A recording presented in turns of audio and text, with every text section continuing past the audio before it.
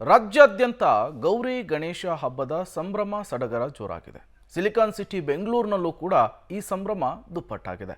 ಇನ್ನು ಗಣೇಶನ ವಿಸರ್ಜನೆಗೆ ಬೇಕಾದಂತಹ ಸಿದ್ಧತೆಗಳನ್ನು ಬೃಹತ್ ಬೆಂಗಳೂರು ಮಹಾನಗರ ಪಾಲಿಕೆ ಅರ್ಥಾತ್ ಬಿಬಿಎಂಪಿ ಪ್ರತಿ ವರ್ಷದಂತೆ ಈ ವರ್ಷವೂ ಕೂಡ ನಡೆಸ್ತಾ ಇದೆ. ಹಾಗಾದರೆ ಏನೆಲ್ಲ ಸಿದ್ಧತೆಯನ್ನು ಮಾಡಿಕೊಂಡಿದೆ ಬನ್ನಿ ನೋಡ್ಕೊಂಡು ಬರೋಣ. ಗಣೇಶ ವಿಸರ್ಜನೆಗೆ 15 ಕಡೆ ಕಲ್ಯಾಣಿಗಳ ನಿರ್ಮಾಣ. 15 ದಿನಗಳವರೆಗೂ ಗಣಪ ವಿಸರ್ಜನೆಗೆ ಬಿಬಿಎಂಪಿ ಸಿದ್ಧತೆ. ರಾಜ್ಯ ರಾಜಧಾನಿಯ ತುಂಬೆಲ್ಲ ಗೌರಿ ಗಣೇಶನದ್ದೇ ಸದ್ದು.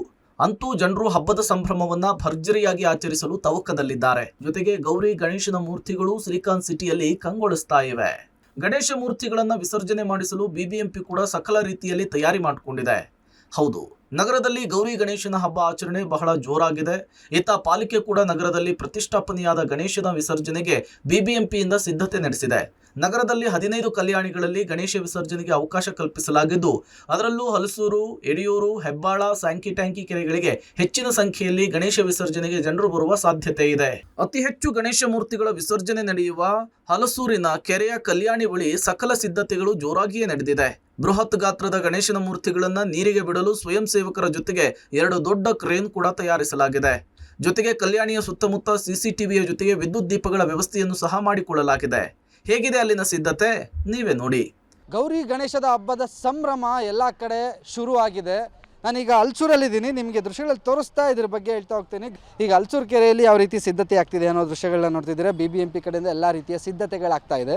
ಬೆಂಗಳೂರಲ್ಲಿ ಒಟ್ಟು 42 ಕೆರೆಗಳಲ್ಲಿ 42 ಕೆರೆಗಳ ಜಾಗದಲ್ಲಿ ಕಲ್ಯಾಣಿಗಳನ್ನು ನಿರ್ಮಾಣ ಮಾಡಿ ಗಣೇಶವನ್ನು ವಿಸರ್ಜನೆ ಮಾಡೋದಕ್ಕೋಸ್ಕರನೇ ವಿಶೇಷವಾದ ಕಲ್ಯಾಣಿಗಳನ್ನು ಇದು ಮಾಡಿರೋದು. ಇಲ್ಲಿ ನೋಡ್ತಿದ್ದೀರಾ, ಕೆಲ ಸಿಬ್ಬಂದಿಗಳು ವಾಲಂಟಿಯರ್ಸ್ ಆಗಿ ಈಗ ಏನು ಕಲ್ಯಾಣಿನ ಸ್ವಚ್ಛ ಮಾಡುವಂಥ ಕೆಲಸ ಮಾಡಿ ಸ್ವಚ್ಛತೆ ಮಾಡ್ಕೋತಿರುವಂಥ ಕೆಲಸಗಳು ಒಂದು ಕಡೆ ಆಗ್ತಿದೆ.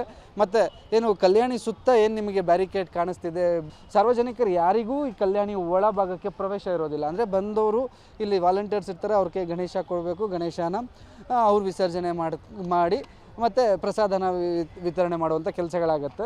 ಮುಖ್ಯವಾಗಿ ಬೆಂಗಳೂರಿನ ಹಲಸೂರು ಕೆರೆ ಅಂದಿದ ತಕ್ಷಣವೇ ಅತ್ಯಂತ ಹೆಚ್ಚು ಗಣೇಶ ವಿಸರ್ಜನೆಗೊಳ್ಳುವಂತಹ ಸ್ಥಳ.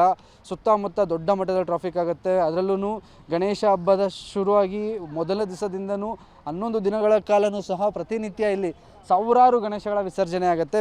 ಒಟ್ಟಿನಲ್ಲಿ ಗಣಪನ ವಿಸರ್ಜನೆ ಮಾಡುವ ಸಮಯದಲ್ಲಿ ಕಲ್ಯಾಣಿಗಳಲ್ಲಿ ಯಾವುದೇ ಅಹಿತಕರ ಘಟನೆ ನಡೆಯದಂತೆ ಬಿಬಿಎಂಪಿಯ ಜೊತೆಗೆ ನಗರ ಪೊಲೀಸರು ಸಹ ಮುಂಜಾಗ್ರತೆಯನ್ನು ವಹಿಸಿ ಸಿದ್ಧತೆಯನ್ನು ನಡೆಸುತ್ತಿದ್ದಾರೆ.